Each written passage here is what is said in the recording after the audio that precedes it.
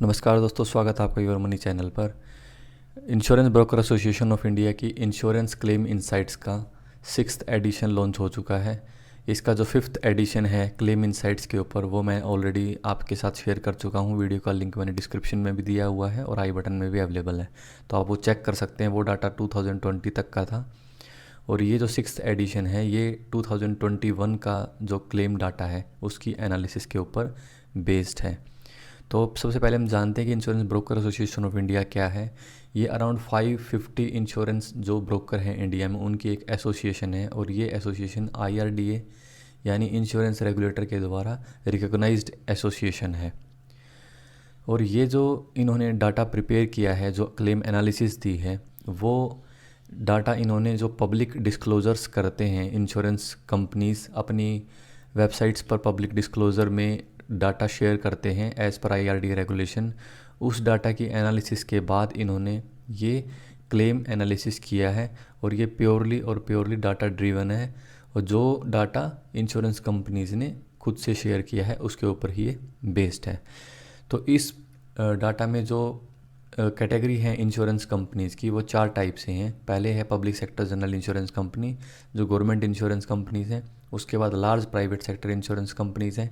Top 10 companies जो जिनका overall जो ग्रोस प्रीमियम जो इन्होंने अंडरराइट किया उसके बेस पर जो टॉप 10 प्राइवेट इंश्योरेंस कंपनी है। और उसके बाद है जो अदर स्मॉलर प्राइवेट कंपनीज़ हैं। और 4th नंबर पर है stand alone health insurance companies जो केवल हेल्थ इंश्योरेंस का ही बिजनेस करती हैं, जैसे कि Max Bupa, Religare, Star Health, Manipal Cigna and Aditya Birla. तो ओवरऑल ये जो रिपोर्ट है इसमें हर टाइप के क्लेम को डिस्कस किया गया है, जैसे कि health claim, motor claim, miscellaneous, fire, marine, hull, cargo.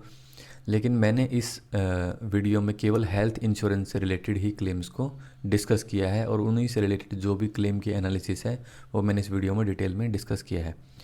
तो जो रेशो इस रिपोर्ट में डिस्कस की गई है वो है claim settlement ratio, claim settlement efficiency ratio, claim repudiation ratio और ग्रीवेंस रेशो।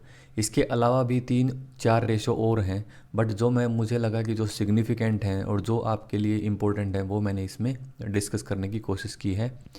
अदरवाइज़ यदि आप पूरा रिपोर्ट को पढ़ना चाहते हैं तो मैंने डिस्क्रिप्शन में रिपोर्ट का लिंक भी दिया हुआ है, आप उस रिपोर्ट को पूरी तरह से पढ़ सकते हैं। तो चलिए हम स्टार्ट करते हैं कि ये रेशो क्या हैं और कैसे ये रेशो आपके पॉलिसी परचेज करने के डिसीजन को अफेक्ट कर सकते हैं। सबसे पहले आते हैं क्लेम सेटलमेंट रेशो के ऊपर। तो ये मान लीजिए कि फाइनेंशियल ईयर 2021-22 में जितने भी ओवरऑल क्लेम आए और उन ओवरऑल क्लेम में से कितने क्लेम सेटल किए इंश्योरेंस कंपनी ने, उसको बोलते हैं क्लेम सेटलमेंट रेशो। तो जितना हायर क्लेम सेटलमेंट रेशो होगा उतना ही वो बेटर है उस इंश्योरेंस कंपनी के लिए, वो इंश्योरेंस कंपनी उतनी ही बेटर है। तो हम देखते हैं कि किसका सेटलमेंट रेशो हायर है। तो सबसे पहले public sector general insurance companies में ओरिएंटल इंश्योरेंस का मोर देन 100% दिया हुआ है, यानी कुछ क्लेम इसमें प्रीवियस ईयर्स के भी रहे हैं जो इन्होंने इस बार सेटल किए हैं। तो सबसे ज़्यादा सेटलमेंट इसमें ओरिएंटल इंश्योरेंस का है। अदर जो जनरल इंश्योरेंस कंपनी है उनका सेटलमेंट भी बेटर है, जैसे कि न्यू इंडिया का 96 के अराउंड है, यूनाइटेड का 85 के अराउंड है। इसके बाद जो टॉप 10 प्राइवेट इंश्योरेंस कंपनीज़ हैं उनमें इफ़को टोक्यो का क्लेम सेटलमेंट रेशो काफ़ी अच्छा 98.71%, बजाज एलियंस का भी काफ़ी अच्छा 86%। अब वो 80% जितना भी रेशो है वो काफ़ी बेटर है। इसके बाद है जो स्मॉल इंश्योरेंस कंपनीज़ हैं उनका जो ओवरऑल क्लेम का साइज़ रहता है, ओवरऑल क्लेम का जो नंबर रहता है एक पर्टिकुलर ईयर में, पर्टिकुलर फाइनेंशियल ईयर में, वो काफ़ी कम रहता है। इसलिए मैं इन इंश्योरेंस कंपनी के ऊपर थोड़ा सा कम फोकस करूँगा। तो इनका आप देख सकते हैं ओवरऑल सेटलमेंट रेशो एडलविस का 84% के अराउंड है, लिबर्टी वीडियो को उनका 84.31 के अराउंड है और एको का 82 के अराउंड है। इसके बाद जो इंपॉर्टेंट कैटेगराइजेशन वो stand alone health insurance companies, उनमें मैक्स बुपा, सिग्ना टीटीके और रेलिगेयर का और आदित्य बिरला का काफ़ी अच्छा सेटलमेंट रेशियो है, अराउंड 80% से अबोव है इन सभी का। स्टार हेल्थ का थोड़ा लोअर साइड में है 76.61%। तो ये था ओवरऑल क्लेम सेटलमेंट रेशियो के ऊपर। लास्ट में मैं बताऊंगा कि कौन सी रेशियो में सबसे ज़्यादा इंपॉर्टेंट है और किसके बेस पर आपको अपना डिसीजन डिसाइड करना चाहिए कि कौन सी पॉलिसी आपको परचेज करनी है। नेक्स्ट हम आते हैं क्लेम सेटलमेंट एफिशिएंसी रेशो, यानी कोई क्लेम आया और विद इन 3 मंथ के अंदर उस इंश्योरेंस कंपनी ने उसको सेटल कर दिया, तो हम इसको बोलते हैं claim settlement efficiency ratio. 3 months के अंदर अंदर क्लेम सेटल करना होता है इंश्योरेंस कंपनी को, तो उसके बेस पर ये रेशो डिसाइड की गई है।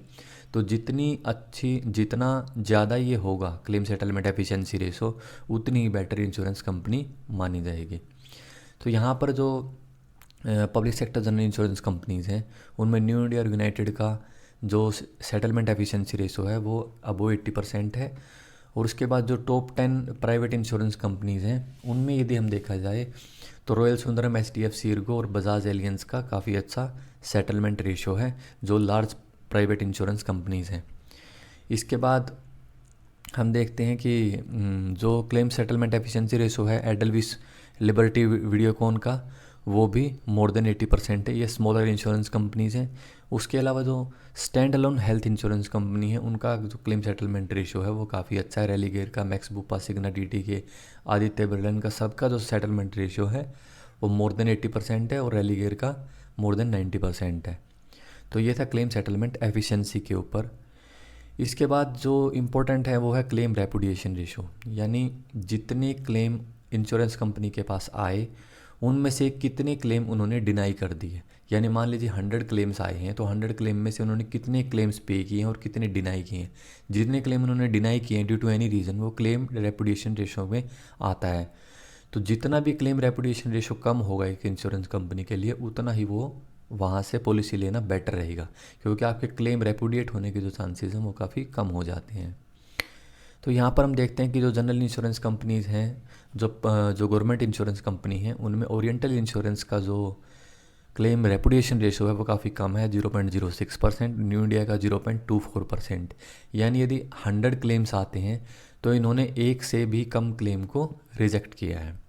वहीं पर यूनाइटेड का है जो 4.84% और नेशनल का 4.92%। ये भी काफ़ी रीज़नेबल है। इसके बाद जो टॉप 10 प्राइवेट इंश्योरेंस कंपनी हैं उनमें इफ़को टोक्यो 6.01% और अदर का हमने जैसे इंक्रीजिंग ऑर्डर में दिखाया हुआ है, जिसमें टाटा AIG का काफ़ी हायर साइड में है 24.14%। SBI जनरल का भी अराउंड 20% के अराउंड इसमें रेपुडिएशन रेशो है। ये जो रेपुडिएशन रेशो है ये काफ़ी हायर साइड में है, तो आप पॉलिसी लेने से पहले ये ज़रूर चेक कर लें। इसके बाद है जो स्मॉलर इंश्योरेंस कंपनी है प्राइवेट इंश्योरेंस, उनमें गो डिजिट काफ़ी अच्छा है, उनका रेपुटेशन 0.01%, यानी वो बहुत कम क्लेम डिनाई कर रहे हैं। बाकी का भी आप देख सकते हैं। अब यहाँ पर जैसे श्रीराम जनरल का काफ़ी हायर साइड में है, बट उनके नंबर ऑफ़ क्लेम्स काफ़ी कम है, इसलिए इसको फिगर को हम कंसीडर नहीं करेंगे। बाकी का जो इंश्योरेंस कंपनी है उनका भी जो ओवरऑल क्लेम नंबर है वो काफ़ी कम है, इसलिए मैं इसके ऊपर ज़्यादा फोकस नहीं करूँगा। उसके बाद आते हैं हम जो stand alone health insurance company है, उसमें आप देखेंगे तो सभी का जो रेपुटेशन रेशियो है वो थोड़ा सा हायर साइड में है। मैक्स बुपा का 9% है, रेलीगेयर का 9.13 है, आदित्य बिरला 10.08, सिग्ना टीटी के 10.65 और स्टार हेल्थ का अराउंड 15%। तो ये रेपुटेशन रेशो यहाँ पर काफ़ी ज़्यादा है, यानी 100 क्लेम यदि आते हैं तो आउट ऑफ 100 क्लेम्स ये कंपनी इतने क्लेम्स को रिजेक्ट कर देती हैं ड्यू टू एनी रीज़न। हो सकता है उनमें कुछ जेन्युइन डिनाइल भी रहा हो। अब इसके बाद हम आते हैं ग्रीवेंस रेशो के ऊपर।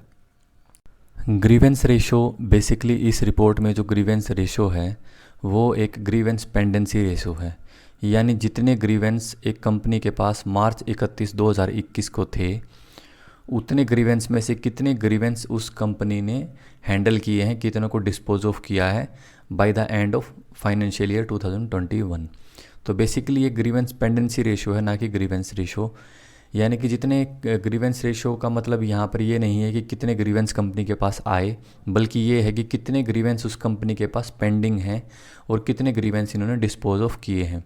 तो इसके बेस पर ये रेशो बनाई गई है और इस रेशो को अब हम देखते हैं कि किस कंपनी के पास कितने ग्रीवेंसेस पेंडिंग हैं। बट ये जो रेशो है ये केवल हेल्थ इंश्योरेंस सेगमेंट के लिए नहीं है, ये कंपनी के लिए एक ओवरऑल ग्रीवेंस रेशो यानी सभी पोर्टफोलियो को मिला के है, जिसमें motor OD, motor TP, marine hull, marine cargo और फायर और ये सभी इसमें इंश्योरेंस आ जाते हैं। तो उसके बेस पर ये ग्रीवेंस रेशो निकाली गई है। तो ग्रीवेंस रेशो में जहां हम देखते हैं कि जनरल इंश्योरेंस कंपनीज़ में पब्लिक सेक्टर इंश्योरेंस कंपनी है उनका ग्रीवेंस रेशो थोड़ा हायर साइड में है, जैसे कि नेशनल का 74% है, यूनाइटेड का भी 74% है और ओरिएंटल का 66 और न्यू इंडिया का 62 के अराउंड है।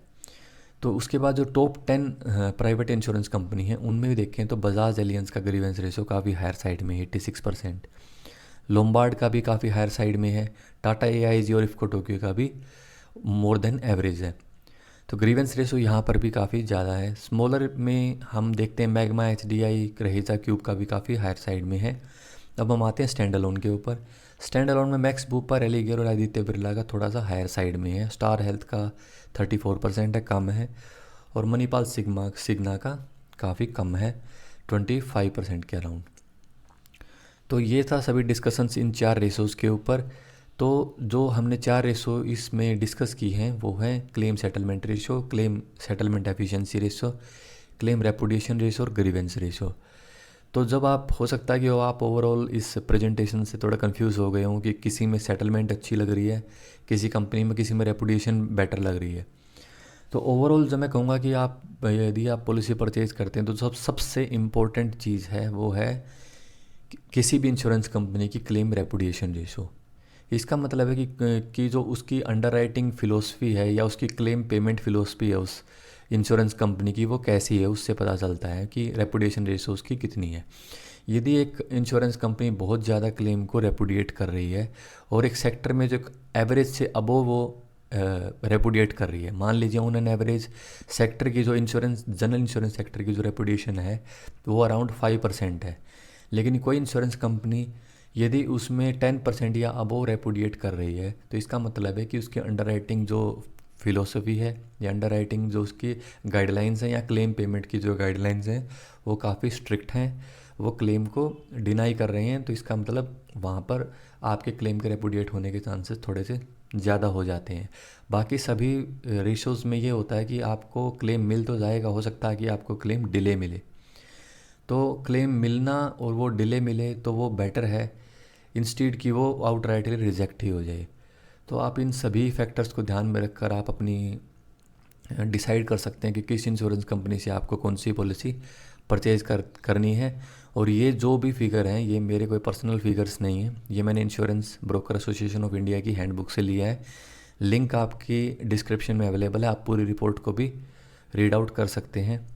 Thanks for watching the video. और यदि आपका कोई पर्सनल एक्सपीरियंस रहा है किसी भी कंपनी के साथ, किसी भी इंश्योरेंस कंपनी के साथ, क्लेम रेपुडिएशन को लेकर, सेटलमेंट को लेकर, जो भी पॉजिटिव या नेगेटिव एक्सपीरियंस आपके रहे हैं, प्लीज़ कमेंट बॉक्स में ज़रूर डालिएगा ताकि दूसरे कस्टमर्स को भी पॉलिसी लेने से पहले पता चले कि आपका ओवरऑल एक्सपीरियंस ओवरऑल जो इंश्योरेंस कंपनी है वो कैसे कस्टमर्स को ट्रीट करती हैं। So thank you for watching this video, and if you like this video, please like the video and subscribe the channel and press the bell icon button. Thank you.